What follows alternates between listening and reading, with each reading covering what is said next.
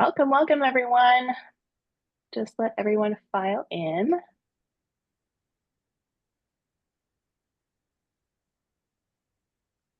Okay, lovely to see everyone here.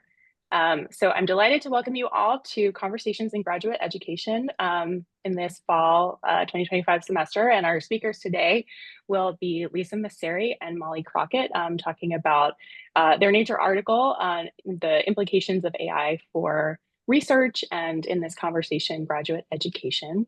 And so I'll introduce our speakers in a minute, but first I'd like to turn it over to our Dean and Vice Provost for Graduate Education, Celia Marshak, who will get us started.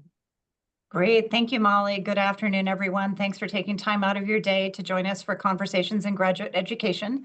As you know, this is a series in which we bring in experts to talk about some of the topics that are top of mind for graduate education, not only at Stony Brook, but across the U.S. And so I'm thrilled today to have our two experts here to join us to talk to us about topics that we're all thinking about as we think about the future of graduate education and particularly about that interplay between scientific research and AI. So I want to thank Molly for hosting today and providing introductions to our speakers, but thanks so much to our speakers. And thanks to all of you for being here today. I know you'll learn a lot and I'm looking forward to the discussion. Take care. Thank you so much, Dr. Marshak. So if you haven't had a chance to take a look at the Nature article that our two speakers today have authored, I put a link to it in the chat for you.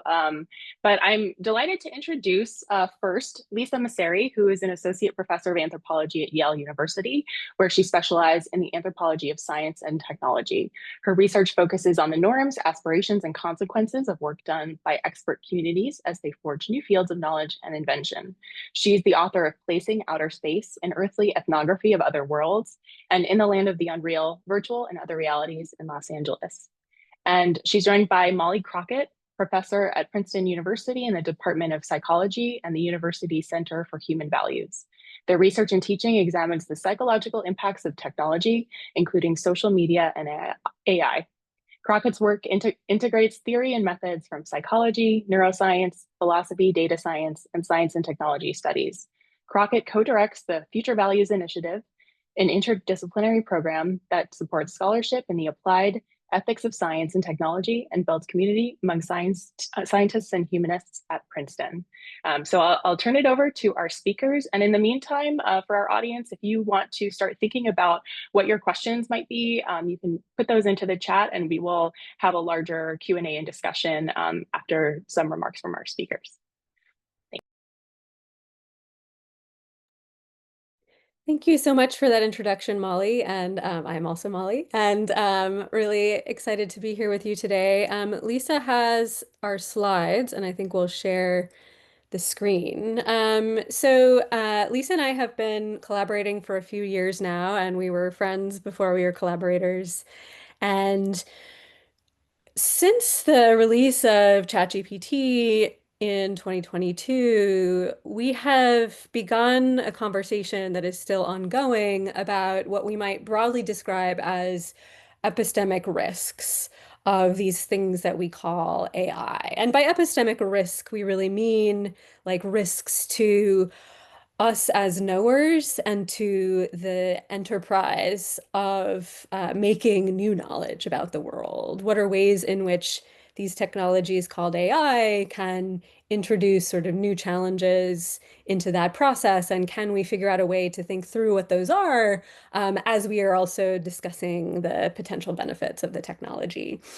So before we get started, we would love to just get a sense of who is in the room. So if you could type in the chat your primary field of study or your department. It looked like there were pretty diverse representation in the sign-up list, but just so we can get a sense of who's here.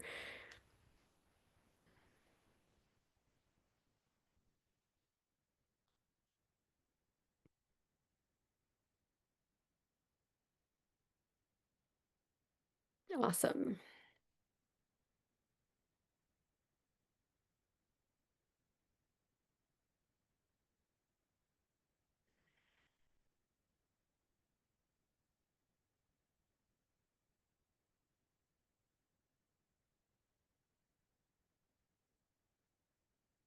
Great. So lots of different fields represented. That's great to see.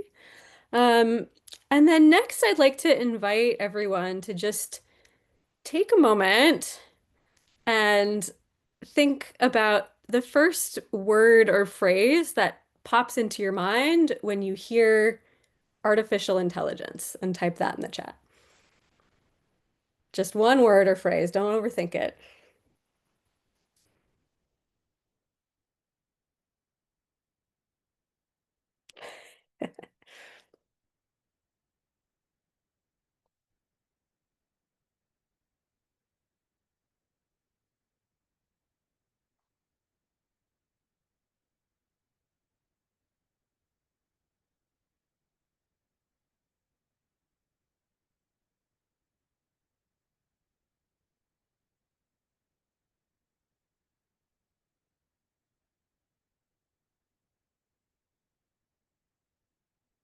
Great. So lots of diversity here too. Can we go to the next slide? So just to get our discussion started, Lisa and I came up with a few goals from our end about this conversation, and we're not going to spend a lot of time presenting so that we have plenty of time for discussion with you. So what we want to do is offer a set of ideas and a vocabulary for thinking and talking about AI in the research process. And we also really want to hear from you, your hopes and your concerns, especially for graduate education in this moment. And to that end, I think we want to be able to think critically together about developing policies that can be, tweaked and tuned and adapted for graduate training because this technology is going to continue to evolve. Next slide. So before we dive in further, I just want to take a moment to clarify, this phrase AI or artificial intelligence, it can refer to a lot of different things, right? So um, artificial intelligence historically has referred to a multidisciplinary research field dating all the way back to the 1950s. But you might have noticed that the way this terminology is used has changed a lot in the last couple of years. And now, tech companies in particular are using this term AI to market a whole range of technologies. Some of them are automated, some of them are semi-automated. This includes, but is not limited to, predictive machine learning systems or deep learning, automated transcription. We've got generative models, including large language models that produce images or text, and then chatbot products built on those models that can simulate human conversation. And, you know, many scholars who are working critically in this space point out that it's often unhelpful to use the term AI because it is so vague, because it can refer to so many different things, and it often kind of hides the nature of the technology that is being used. So one suggestion that we can offer, and this comes from our colleague Emily Bender, who's written many wonderful articles about large language models and who we cite in our Nature paper, she suggests that we talk about automation, right? Because automation then raises a series of additional questions that are helpful, like what is being automated? Who is the automation serving? What kinds of human work are being displaced by the automation, and so on. Next slide. I also want to recognize that these products that are called AI are being really aggressively marketed to all of us in higher education, particularly our students. So these are some images of ads from OpenAI, Anthropic, and Google advertising their chatbot products to students quite aggressively, making free access to the more sophisticated models available, especially during finals season. You may have seen this in some of your own classrooms. So there's this very strong industry force behind the sort of discourses that we're having around products that are marketed as AI. Next slide. And I think it's also important to ground this discussion in a recognition that as like students and faculty are getting really diverse or mixed messages about generative AI. So I just took this from your university's generative AI policy, which I think is a um, pretty typical policy in terms of what I've seen around the country. And you can see that the sort of norms are all over the place, right? Like some faculty prohibit the use of LLMs, others encourage or even maybe require it for some classes. Students are worried about academic integrity violations. And so I just want to take a minute to recognize how hard it is for all of us, for us as educators, and also for our students to wade through this minefield of all of these different messages around a technology that does not yet have fixed social norms around its use. Next slide. So where Lisa and I come into this conversation is we started thinking about the ways in which scientists in particular are imagining how artificial intelligence tools could enhance scientific research. And so we were really lucky to be able to um, published this last year, and our editor in particular, Mary Elizabeth Sutherland, was really supportive in the process of coming up with a framework that would be really helpful for all sorts of different subfields of science. And so where we started in this paper, next slide, is to develop a taxonomy of how scientists are envisioning AI for scientific research and or I should say automation really, like at which steps of the scientific pipeline are automated processes being proposed to replace the work of scientists. And so I'll just quickly go through these here. AI as an oracle comes in at the stage of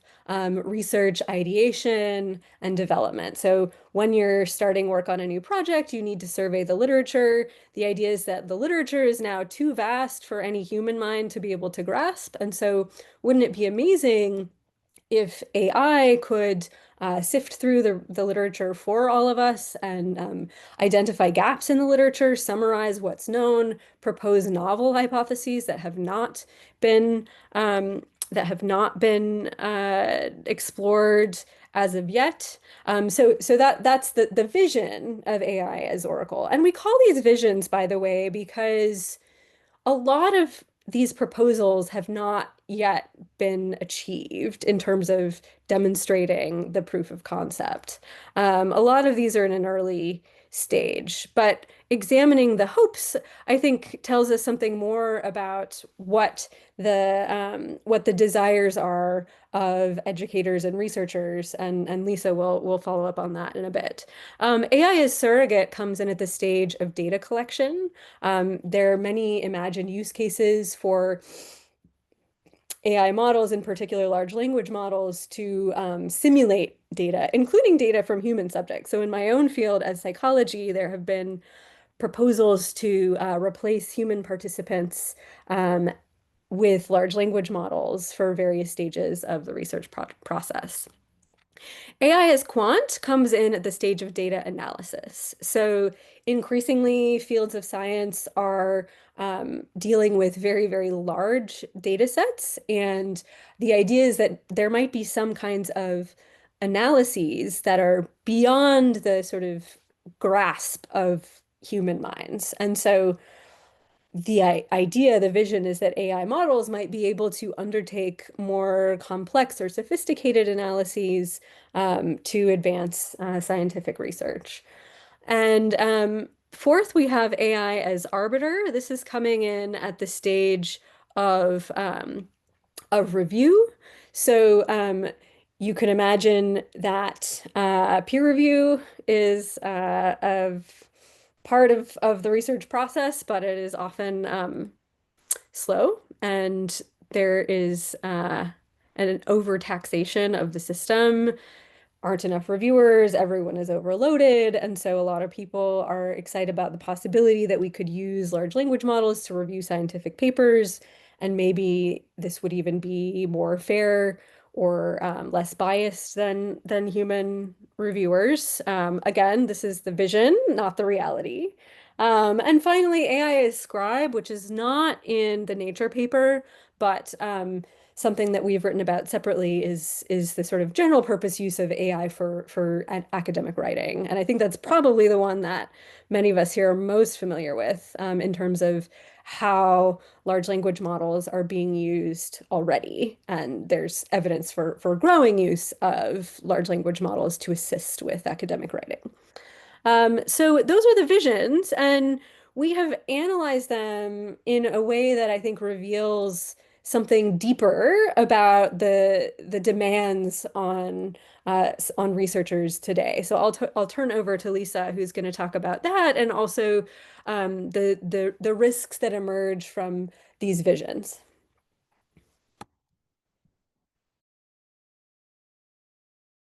Okay, hi, great. Thank you so much, Molly, for kicking us off. So, right, there was a couple purposes of this paper we wrote. The first was to offer this hierarchy, right, in the interest of language, to stop thinking about AI as a monolith and to really break it up, at least in scientific research and research more broadly, to these different tasks that we're asking AI or LLMs to do. And then we also kind of observed with a lot of sympathy and empathy that one of the reasons that these are so appealing is because of a twin demand on us as researchers and scholars, which is both to be productive, to kind of produce more papers in less time, and also there is this appeal that kind of the neutrality of the computer, those quotes will be illuminated later, might lead to us also producing more objective or better science. So that is part of what Molly and I kind of articulate in terms of why we as scholars and academics feel so compelled by some of the visions that we are seeing. And I'll also note that the other strategy we take in this paper is when there's a lot of papers about and research about AI risk, hallucinations, incorrect return of data, failure to do simple math problems. Those are all kind of risks that are currently the technology of the current state. We took a very generous approach in this research, was to say, let's assume everything gets ironed out, that AI no longer hallucinates, that this process of automation is giving us the results that we are asking for.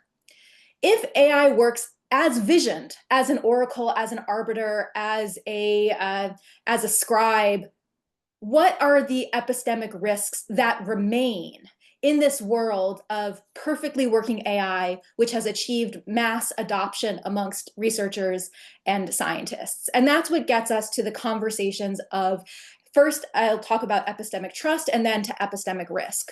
So this research actually comes from Molly's own field of expertise in cognitive psychology, which is the notion that obviously as individuals, we are limited in what we can know and what we can understand, particularly when it comes to something like knowledge production in science and otherwise. And we have many practices that are institutionalized that allow us to divide up cognitive labor amongst other members of groups, interdisciplinary research, et cetera. These are commonly in the literature known as communities of knowledge. And the general principle of these are that individuals benefit from the expertise that are held by trusted individuals. Now, what's unique about LLMs and AI tools, as opposed to, say, an fMRI machine, is that because of the inherent anthropomorphization of particularly the chatbot instantiation of these tools, people are increasingly imagining them not just as these kind of computer products, but as members of our knowledge communities. And so you hear about collaborating with ChatGPT or working with an LLM or one of these, very sophisticated tools. And when we let LLMs into our knowledge communities, we are opening ourselves up to epistemic risks, including the epistemic risks that we already know to be kind of endemic or part of a community of knowledge. So in the paper, we explore 3 illusions of understanding that LLMs are, again, LLMs, if they kind of work as intended and are widely adopted, which we become vulnerable to. And the first one, the illusion of explanatory depth, is derived from the literature on communities of knowledge and risks of epistemic trust, risks that come with epistemic trust. So to just kind of explain what the illusion of explanatory depth is when you are in a community of knowledge and someone in that community has confidence or believes, has deep understanding of a certain knowledge, there's just a phenomenon that you yourself feel you have more understanding than you actually do. So there's all these studies about, using Google or, working with expert communities and kind of taking on the knowledge of others. But when probed, do you actually understand this? You come to realize you don't understand it as well as you had. So you get this illusion that you think you understand a phenomenon more than you do. Now, so that's the first one. Again, this is established in the literature, and particularly in literature about communities of knowledge.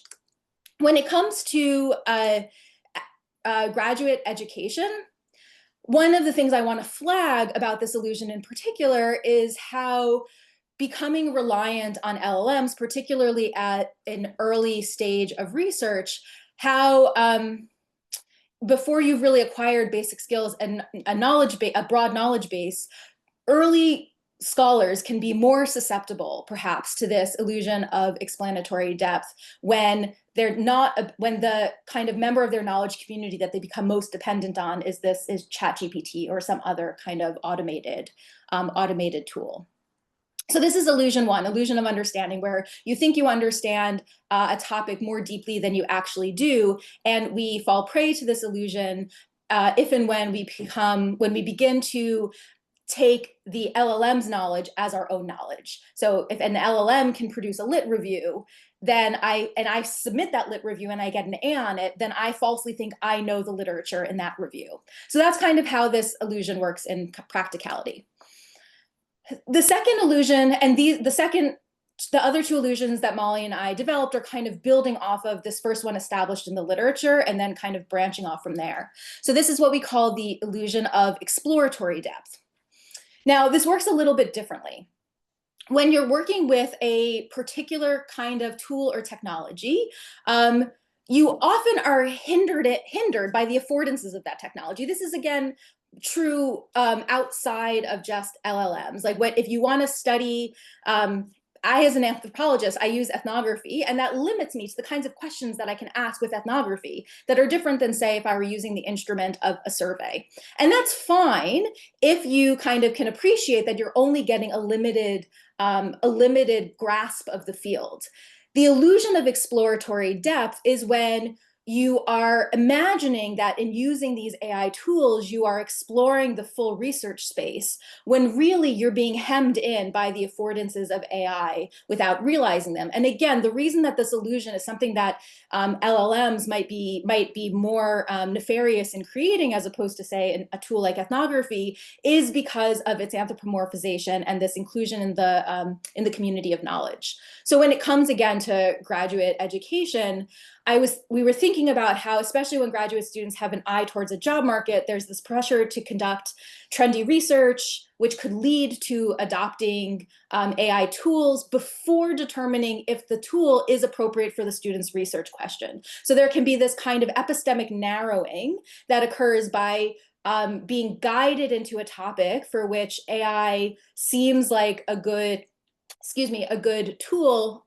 and thinking that you're fully expanding or exploring the research space, when in fact you are succumbing to this illusion of exploratory breadth and really only looking at parts of your research for which the AI product can be beneficial. The third illusion of understanding is what we call the illusion of objectivity. And this one kind of operates in 2 ways, and this emerges from the literature and seeing 2 different ways that GPT especially was being talked about. So either people who are extolling the virtues of GPT for research either claim it has no standpoint. So when it comes to, say, AI as arbiter, using AI as peer review, it's like, great, this AI, because it's a conglomeration of all humans, it can take out the bias of any individual who might be tasked with peer review. On the other hand, you might be thinking in using AI, and this is the case for AI surrogates, that actually AI can represent, is capable of representing any particular standpoint or even all standpoints. And so similarly, you have this very expansive view of what AI might be able to tell you about the world.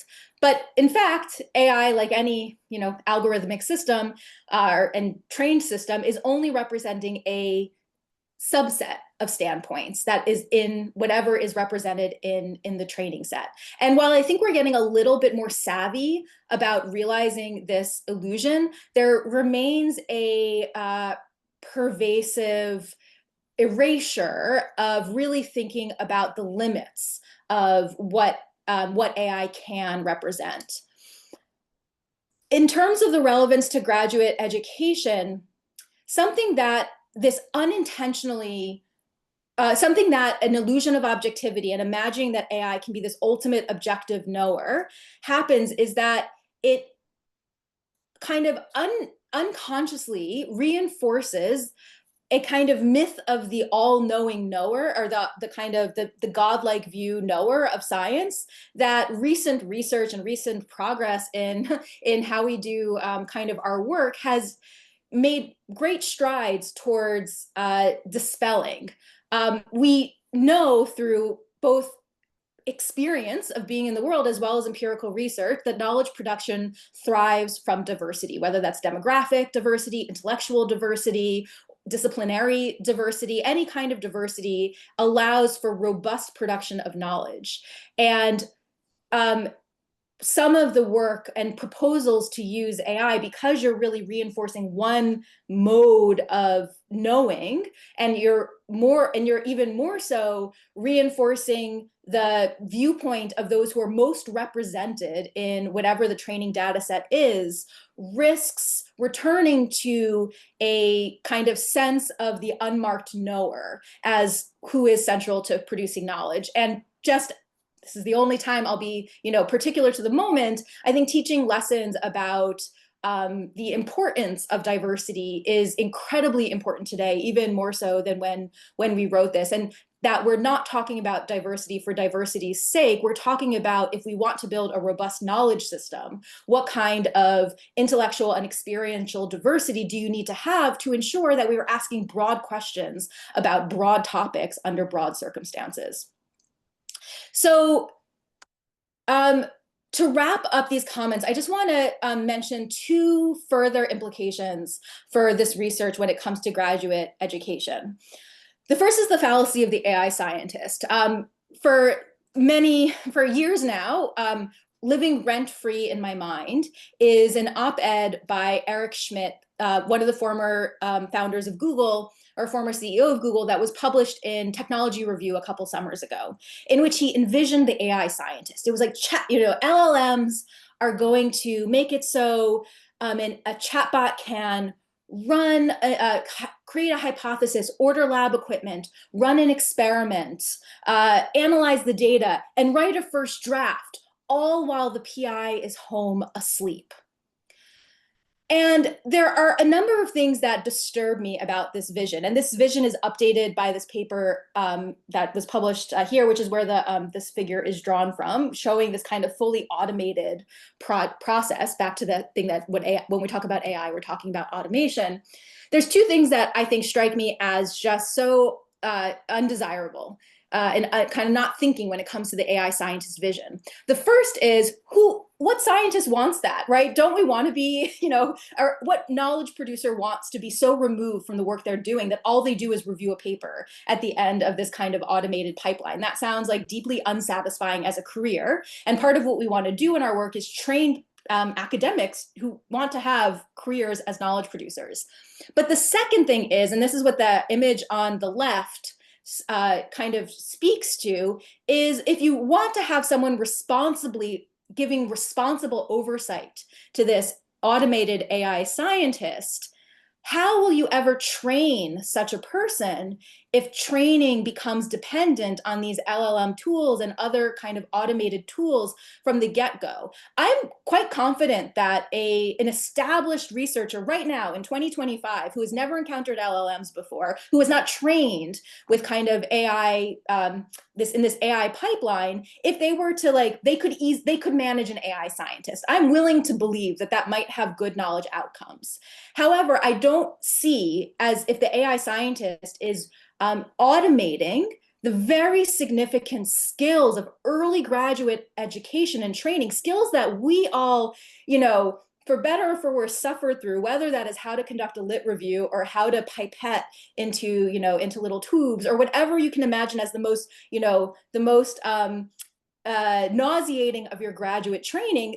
I am sure many of you would agree that that is essential to becoming the kind of scholar you are today that can ask hard and creative questions. And I think what's wrong with the vision of the AI scientist is it doesn't have in its vision a model of training a researcher who could wisely and responsibly use the AI scientist.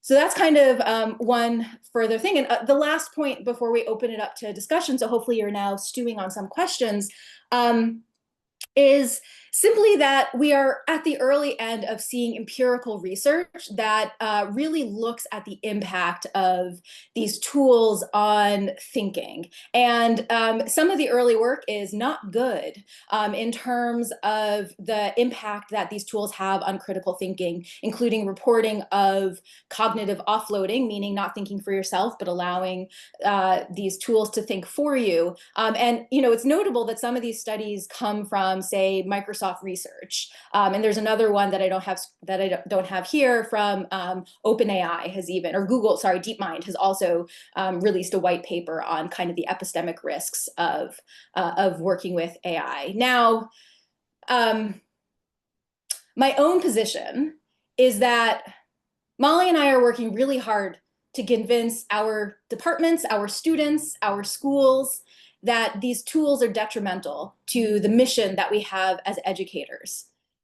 I'm frustrated that the burden is on us to prove that these tools are not helpful, as opposed to the burden being on the boosters, who I think at the bare minimum ought to show us positive use before we incorporate these into our research, teaching, and pedagogic lives. So the final sentiment I'll end on, which is the punchline of our paper, or the tagline, if you will, is that the epistemic risks of over-relying on AI in our research and our teaching will lead to a future in which we and our students might be producing more efficiently, but will most certainly be understanding less. So we will end there, and hopefully we have a wonderful half hour to really get into questions and hear your perspectives and thoughts. And I will stop sharing as well. Wonderful. Well, thank you both so much for that really thought-provoking presentation. So yes, I would like to invite anyone who has a question, feel free to unmute or raise your hand or put it in the chat. I have one that might get us starting to think about this while others are formulating their thoughts. But you're talking about the kind of risk of the introduction of LLM tools in early training as graduate students are emerging into their research careers. And I'm wondering from both of you in a more practical sense as faculty and Lisa as Director of Graduate Studies at your institution, what do you think is a helpful approach to onboarding and orienting new graduate students to a program and helping them start to think about their research in the context of these tools? That's great. I'll just say very briefly in terms of what I did literally today. So I am the DGS currently, and so I've been leading all sorts of faculty conversations in my department about how to think about tools and training, and really appreciating the fact that I'm in a multidisciplinary field in which I have colleagues in archaeology who use machine learning for locating dig sites, for example, and that's been essential for their research, and how to ensure that what we're talking about is not that kind of work, but really this more pervasive and insidious work. But the approach I took just today with my graduate seminar, who are first year PhD students, was they have a final paper coming up, and I decided to do the first steps of the final paper. If I were like a researcher using ChatGPT, I like kind of did the very first things I would do if I were like trying to earnestly use ChatGPT for this work. And I then kind of brought in the conversation to show how quickly, and I did it about something that I'm an expert in, obviously. So something that I've spent 15 years researching this, so I can really spot inaccuracies and misunderstandings very, very quickly. And, I showed it to them, it looks convincing to them. And then I started to show like all of the ways in which not only are there hallucinations and made up sources, but also it was a real, like, I just know the field so well that I knew the pastiche it was forming. And I could see like, oh, this sentence right here is actually drawn from this website over here. And like, I could show them how thin this was. And therefore, I hope I made it not only discourage them by simply saying, don't use AI on LLMs on the final paper, but I hope I really showed them, again, the epistemic risks that could come if you were to use this tool. So that's like a very boutique, approach that I'm taking, of really like looking at the assignment the students have in front of them, and the training that comes with that, and showing the, what they might lose if they do this. I haven't yet figured out how to do this for all graduate students in the program, but I'm thinking about it.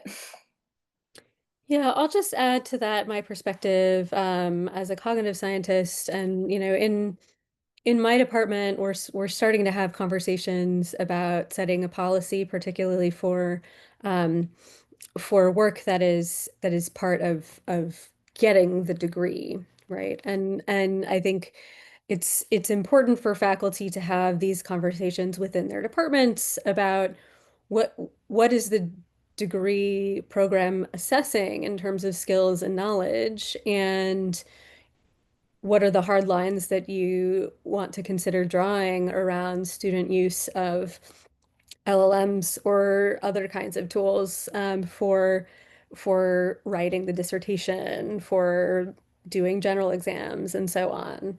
And it's a challenge because in my department, I have faculty at every sort of point on the spectrum, from refusal to enthusiasm. I am more on the skeptical end, and think that LLM should not be allowed for writing dissertations. I think that that is an exam, and that there's a big risk that we put PhDs out into the world who don't have the skills that we have all collectively agreed are necessary to receive that degree. On the other hand, for things like data analysis, quite a lot of colleagues in my field are using LLM-based tools to assist with programming, and that's a little more challenging to assess, because the history of computing is a series of advances in automating certain processes. And we don't require students to calculate ANOVA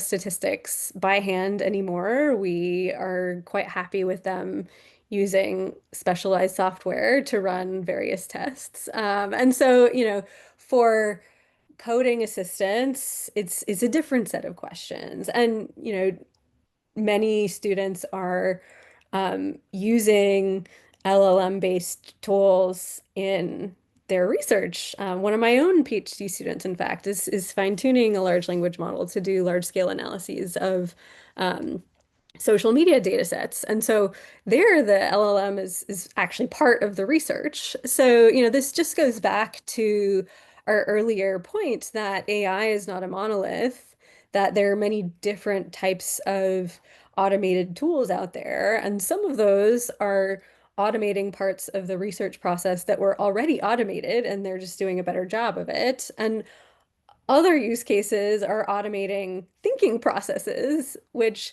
we probably don't want to automate for all the rules that Lisa especially, all the reasons that Lisa especially described. And so, I think in order to be able to set policies that are going to work at a departmental level, there's going to need to be a lot of discussion and alignment amongst faculty. And I think policies are going to be really important because, students who are in different labs with different advisors, with different preferences um, around these technologies are going to be very confused. And there are also, equity considerations within a department. If, one student is allowed to use certain tools and others feel that they're not. So, so many things to discuss, but the hope is that there can be dedicated discussions and faculty meetings to really hash through all of these issues. And I don't think that there's a shortcut to really painstakingly going through all possible use cases.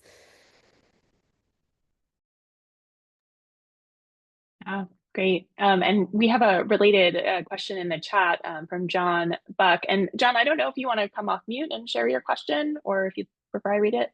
No, you can go ahead and read it. Okay. So pedagogical literature often talks about the illusion of knowledge among novice learners and the need to design learning activities that force students to confront the limitations of their illusions, which, Lisa, it sounds very much like the activity you were describing earlier. Can you speak to the seeming parallels with your thoughts on illusions of understanding and the role of creating experiences to help students dispel these illusions?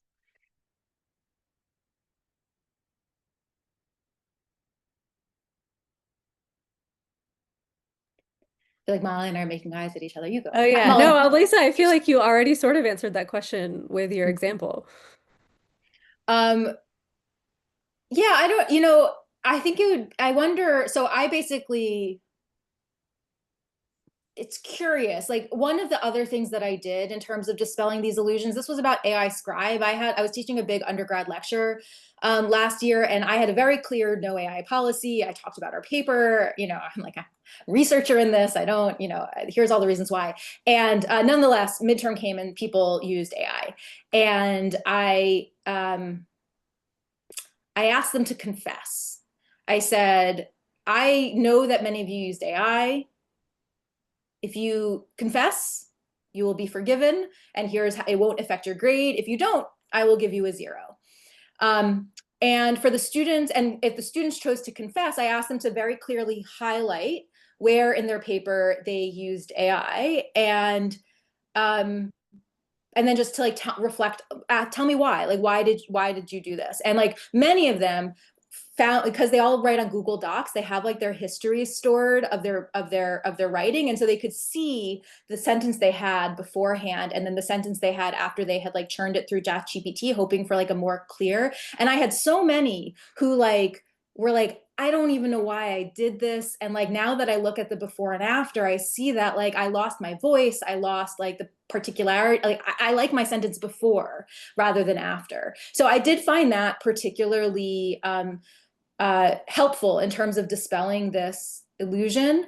But it also was like really hard to do and quite punitive, in some ways. And so I didn't like love the class culture that it necessarily like brought about. And, for the students who didn't confess and who I was able to just be like, you used it, like that created a lot of friction in our kind of teacher student, trust. But I did find when they're asked to do the metacognitive task of why they used it and if they actually think it's better, for some things, it really falls apart.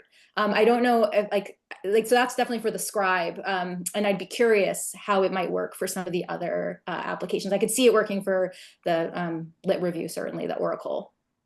Yeah. I mean, I'll just add, I'll just add that I think the illusion of knowledge that you mentioned in the pedagogical literature is like in the same family of phenomena of the illusions of understanding we're talking about. And one thing that I think is important to highlight is like when you're a novice, you don't know what you don't know. And so you can interpret Right. a little bit of knowledge for more than you actually have.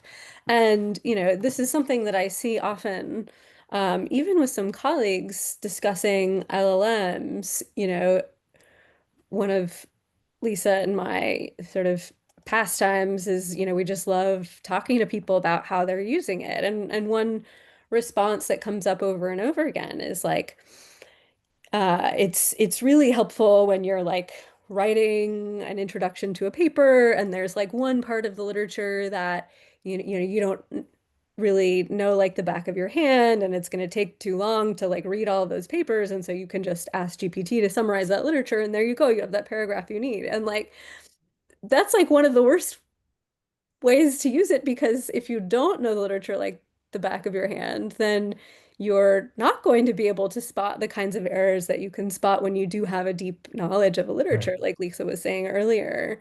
And this is even more severe when students are at the beginning of their education, right? So like, I think that we are in a moment where uh, widespread education and discussion of like the sort of Dunning-Kruger effect, or like, overconfidence early in a learning process when you don't know what you don't know, is extremely important now that we have this set of technologies that makes that kind of illusion very dangerous.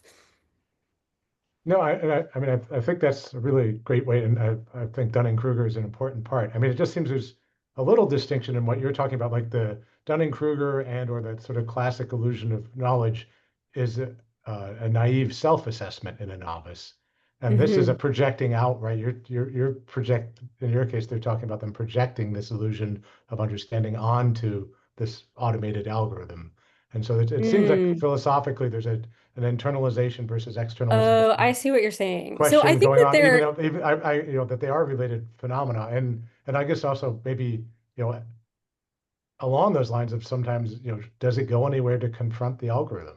Like there are times where I've caught it in contradictions.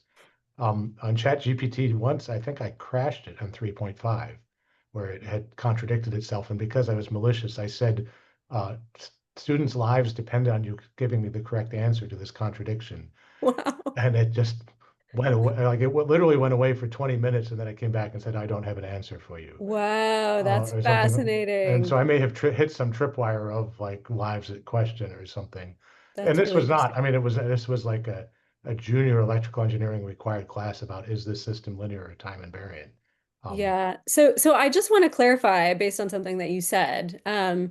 All of the illusions of understanding that Lisa and I describe in our paper are about the understanding of the scientist, either the individual scientist or the sort of okay. like community of scientists. So we are primarily worried with us falsely believing we understand more about the world than we actually do, because these products seem to be doing a lot of um, advances. But if we don't grasp the nature of the problem or the scope of the problem, then we run into Okay. trouble. But it's also the case that there is a phenomenon that you could call an illusion of understanding, which is the illusion that LLMs understand, Yeah. which They don't. they don't by They our don't. sort of common definition of what understanding Well, entails. Now, there in are some fields, actually, it's the Turing my test, isn't colleague it? Tanya Standard, right? Lombroso at Princeton actually has a paper in progress about how there are different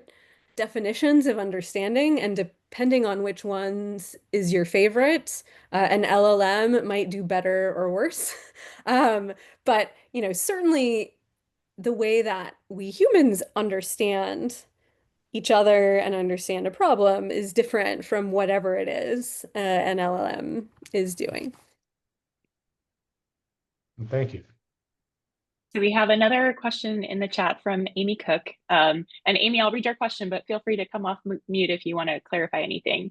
And the question is, how can one prove that AI was used? So I'm gathering in in the context of a paper or, a literature review or dissertation, like how might a faculty member kind of identify that a student has been using AI? I mean, this is really, really hard. In a small seminar, I have found that my AI spidey sense goes off when there is a milquetoast normative answer, just kind of like what you would expect.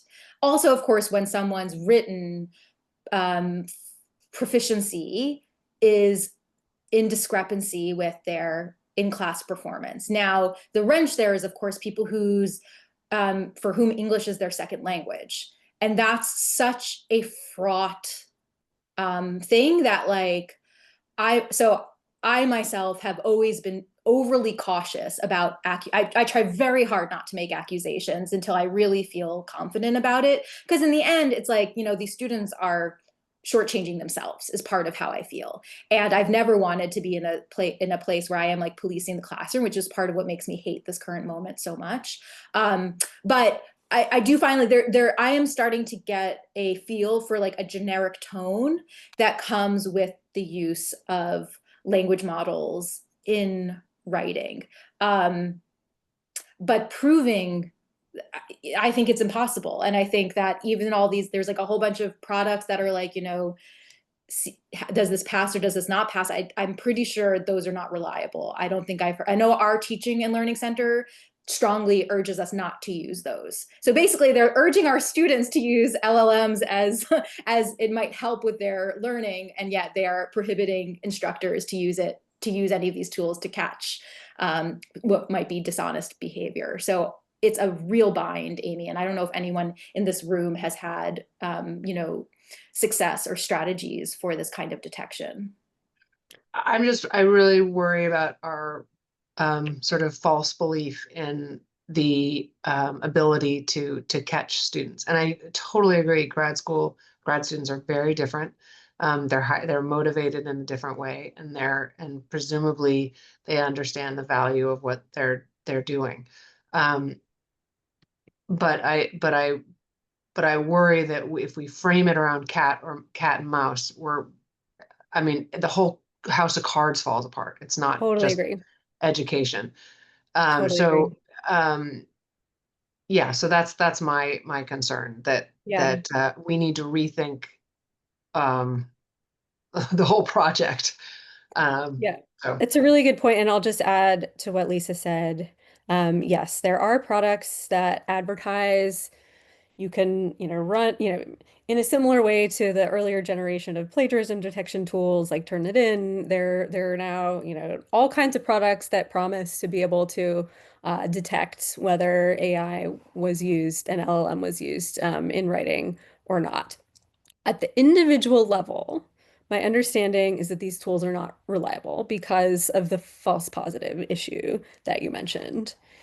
There's some evidence that is still very preliminary that at a population level, if you were to run, hundreds of papers through uh, an automated detection tool, there are patterns in word use that are somewhat distinctive to LLMs compared to human-generated writing that can be used to make a sort of probabilistic judgment, like there is a chance that an LLM was used to write this group of papers versus this other group of papers, is my understanding. But as you point out, when you go into individual policing, not only is that unreliable, but it really damages the nature of trust and in the relationship between educators and students, which is something that we really need to avoid. There are cases where you can know beyond a doubt that an LLM was used. One example from my own experience was I was seeking applications for a lab manager position. I explicitly instructed that I didn't want people to use LLMs in their responses to the various questions because I wanted to know, their own voice in describing their scientific experience. And one person submitted an answer that began with, "Chat, can you help me make this response more clear and convincing?" So that person had copy pasted from the tool. So, that's one example. Another example from a colleague is they had an assignment for their class where the assignment was to describe a proposed research topic in one sentence, and one student submitted a 2-page research proposal. So, you know, there are cases like that. But you know, it's a real challenge. And you know, Lisa was talking about her frustration earlier. I think one of my most frustrating um, points is the tech companies who developed LLM technology actually had the capabilities to watermark output from their models. There are ways in which you can create a kind of code internal to the model that produces a slightly higher frequency of certain words, such that if you have access to the code, you could, in theory, at the individual level, detect with 100% certainty whether the text was generated with an LLM or not. They did some internal testing and found that consumers did not want to have their use of the product detectable, and so they opted to go for the profit-seeking option as opposed to what would have been, in my view, a more socially responsible option. So now we are stuck with that.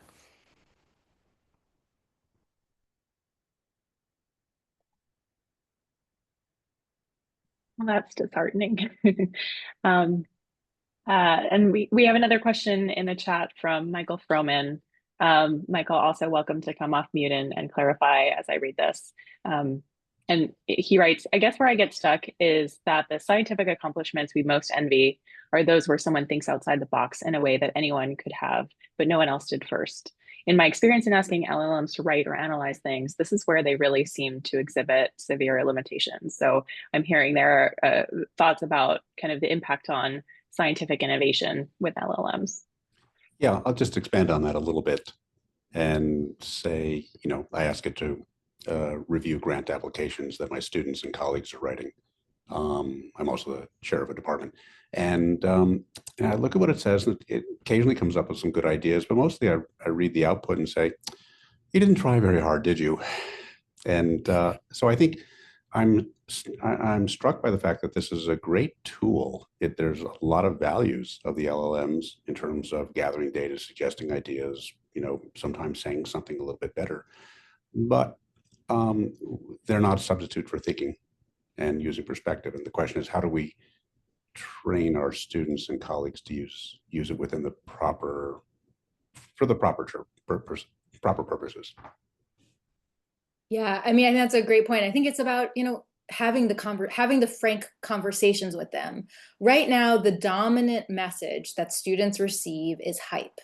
They receive it in advertisements, they receive it on social media, they receive it from my university, you know, sends out a reminder, we have the Clarity platform, you're all in one use for, you know, LLM needs, right? Like, there's a lot of top-down messaging that this is the future, right? That like, if you don't learn to use this tool, you will be obsolete. Well, there's like all these like YouTube videos that are like, master prompt engineering in this 19-minute video. It's like, okay, well, then clearly we don't have to spend that much time in the university teaching that. Like, it's not why you go to university if you can learn it on YouTube, right? So I do think just some of that, like opening up a space to allow students to question the hype that they're receiving. And especially when it comes to this question of what is the purpose, right? It's thinking. And it is totally correct. These are not designed to create novel ideas. That's actually against their design principles, given that they are about normative, you know, saying the most obvious thing. That's how the token system works. So combining that awareness and just like literacy, if I am allowed to use that word, with some of the early empirical work on critical thinking and cognitive offloading, I think particularly for graduate students, which, as Amy had pointed out, are invested in this work that they're doing, I think is just, I don't know, that's the way I see forward, is just having these frank conversations and being really earnest and honest about what the limitations of these tools are. And obviously all of our roles as experts and expert knowledge makers, and presumably they all effectively want our job or some version of our job, helps with that. Not, I don't know, can help with making those conversations. I was going to say that I see as a real progression. I'm old enough to be not only pre-internet, but pre-PubMed. And what was important at the beginning of my career was the ability to memorize vast amounts of information and then link it in the situation. And each of these things, first PubMed and then the internet, meant that the memorization became less and less important. And so this is just really another step in the process where we're getting another tool that's affecting, again, how we can best use our brains. I think this is interesting, right? Because I was talking to students very frankly today when I was going over the thing, and I was like, listen, I was trained after Google Scholar. I do a lit review with Google Scholar. If Google Scholar were to vanish tomorrow, I would have to really learn some new tools that would take me a step back. And Google Scholar is more stable as an institution than any of these LLMs, right? I mean, there is still a hidden algorithm. I actually think it's like, things are changing as AI is being, and LLMs are being fed into some of that work. But the biggest difference here is that with PubMed, for example, that the purpose of PubMed was educational, institutional, and archival. It was for academics to further academic work. None of these LLMs, especially the ones by Anthropic, OpenAI, or Google, care about the work we're doing. Any curing cancer, that's like a nice publicity aside. They don't care about curing cancer. They care about their VC return on investment. And we risk losing sight of that when we don't think about how these products are being injected into these institutions in that larger political economy that ties our institutions to the profit seeking of Silicon Valley. This is something that I was not surprised by, but nonetheless astonished by when I was sitting in with our provost's office, one of these first meetings about what should we do about AI, and Molly and my paper had come out. So begrudgingly, they had to invite me to the table, even though I'm sure they did not want a critic there. And, they talked about the meetings they had with Sam Altman, the head of OpenAI. And when they asked Sam, well, what do you think this is going to do to education? He was like, hadn't thought of that, right? Hadn't thought about any kind of long-term consequences. And so in my mind, it is baffling that we are willing to enter any kind of financial partnership with companies that seem to want to ruin us. I forgot that this is being recorded, but so I don't know, all hail the state. I'm not sure. It's all good. It's all good. Yeah, no, Lisa raises a really important point about dependence on products that are not public goods, which is a big contrast with something like PubMed, or Google Scholar is free to use, at least it is for now, and the internet in general, as a resource that we have access to.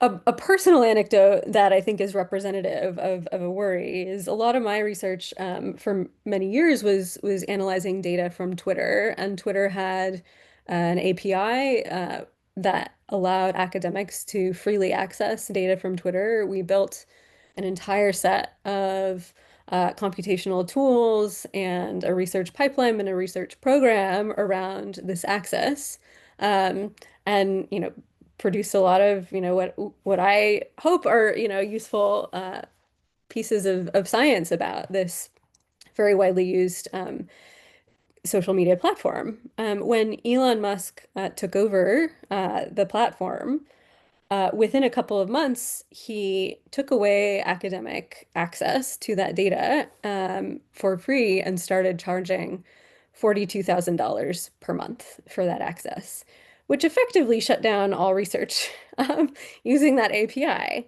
And he's totally allowed to do that, right? It's a private company. He is the CEO. He's allowed to do that. In the same way that if Sam Altman or any of the other CEOs of companies building LLM products that are widely used in academia decide to jack up the price because all of a sudden their investors want want to see the money that they put in. You know, we have no power or control. So there's a real risk in building out research pipelines and processes in products that are controlled by private companies. They are not our friends. They do not have our best interests at heart. I think that there is more promise with open models, and I can actually share I can share a resource that I have been maintaining that has um, various links um, to articles and also websites giving access to open models for the kind of research that I do in my lab. And in particular, there's this open LLM index that is maintained by some researchers in the EU that you can find. At the moment, the most kind of high performing models for a lot of everyday academic tasks are the uh, the commercial ones. And so um, we're kind of in in a bit of a bind there. But here's a link to a database of models that are more open and transparent than, say, ChatGPT.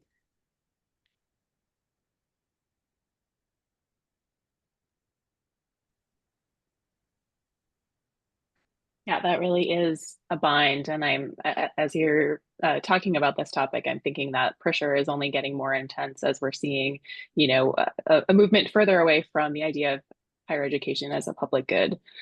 So, great point. So I think we have time for maybe one more audience question for our speakers.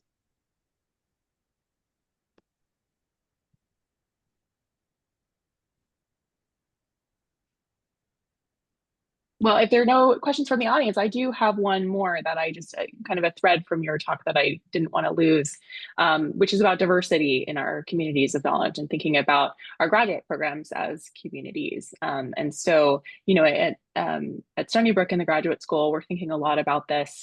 We've launched an equity in graduate education workshop series to encourage graduate programs to think about their recruitment practices. We're also beginning in spring 2026 offering culturally aware mentoring training for faculty to think about how to create welcoming environments for researchers of diverse backgrounds.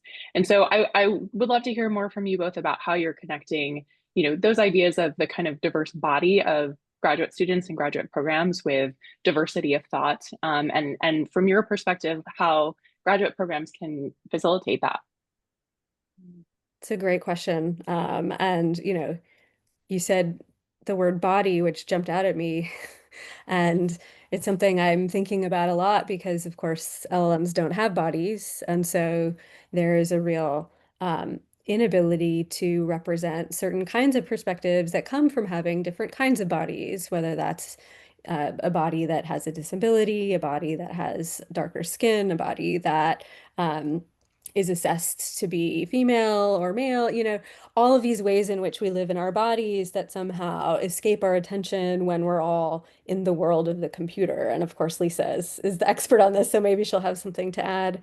But one thing that I worry about and that we haven't actually mentioned much in this discussion, but we also need to think about ethics and in particular the ethical harms that are associated with the top commercial models in particular, right? So like we all have to sit with the uncomfortable truth that like many of us are finding ChatGPT to be useful in our workflows And also, it is a company that has repeatedly ignored safety concerns about harms to children. There have been multiple suicides by teenagers who have been talked into it or instructed in how to do it by ChatGPT. Not to mention the environmental costs, which many of our students are worried about and many of us are worried about. The exploitation of labor, particularly in the global south, that is used to train the commercial models. And, I'm finding that students who contribute to the diversity of our student bodies in many ways are often highly concerned about the ethical impacts of LLMs. And so if we move to a scientific world where the commercial models are not only accepted but maybe even expected for use, there's a risk that we lose those students who feel uncomfortable with using those products in their work. I gave a presentation at freshman orientation this year at Princeton, and one of the students raised her hand and said, she thinks a lot about the ethical issues with LLMs, especially ChatGPT, and she doesn't want to use them. And what should she do if she's in a class where the professor requires them to be used? And one of the faculty on the panel said, well, maybe just don't take that class then. And then I said, well, what if it's a required class for the major, right? So these are really challenging discussion questions that I don't think any of us have easy answers to. But I do think that there's evidence in the literature, for example, that trust in AI is lower among women, among people of color, amongst queer people, and I don't think that that is a coincidence. I think it is related to the structural injustices that are endemic in the AI and the broader technology industry. I think that's great. I have but a small kind of thing to add, which is, in anthropology, we are well poised to have diverse student faculty because we have international students. We are committed to a particular ethos around the kinds of questions that need to get asked in the discipline. And yet our faculty is not as diverse as our student population. And so, boy, do I wish we had some of that mentoring, that kind of diverse mentoring about diversity. That would be amazing. Like training on that. I would love that. But what I do know is we've had many conversations about how when we are bringing in students from underrepresented backgrounds, they often need more support because of just a feeling of being in somewhere where they don't feel like they belong and what that comes with. And plus, we're still dealing with the COVID aftermath, where we all know that our students are coming in not quite at the same caliber than maybe 5 years ago. And one hazard of LLMs that we haven't talked about, that we haven't written about or done research on, but just that I'm intuiting here, is that for students who are not fitting in or feel really stressed about being not well represented in the spaces they're in, I could see AI being a crutch to help them get through. And I can also see that faculty, and I can also know faculty who might even see it happening, but just don't have the energy to offer the support that is needed for these students. So something that our department talks a lot about, especially when we're bringing in students from underrepresented backgrounds, is how are we going to support the student? Do we have the capacity to support the student? As opposed to thinking, wouldn't it be great to have this, this member of this community and our graduate student? Wouldn't that look great? We really, really, really think about are we willing to put in that extra work of training and support to get them to the end? So, and we fail. Many times we fail and we realize, nope, we did not have the capacity that we wished we had. And how do we kind of keep those cases to the minimum? So hard. Well, I appreciate that consideration, that it's not just about the recruitment, it's also about the mentoring along the way. And it sounds like, as we move forward, AI is going to be, and automation, LLMs are going to be a part of mentoring graduate students and also postdocs to some extent through their research their establishment of their research careers. So we are at time. I want to thank our speakers, Lisa Messeri and Molly Crockett, so much for sharing their research and expertise with us. We've learned a lot from you both today. And so thank you so much. To your audience, I'll be sharing the recording shortly if you wanted to look back at anything. But thanks so much for coming and have a lovely evening. Thank you so much for having us and your great questions. Thank you. Yeah, really great question.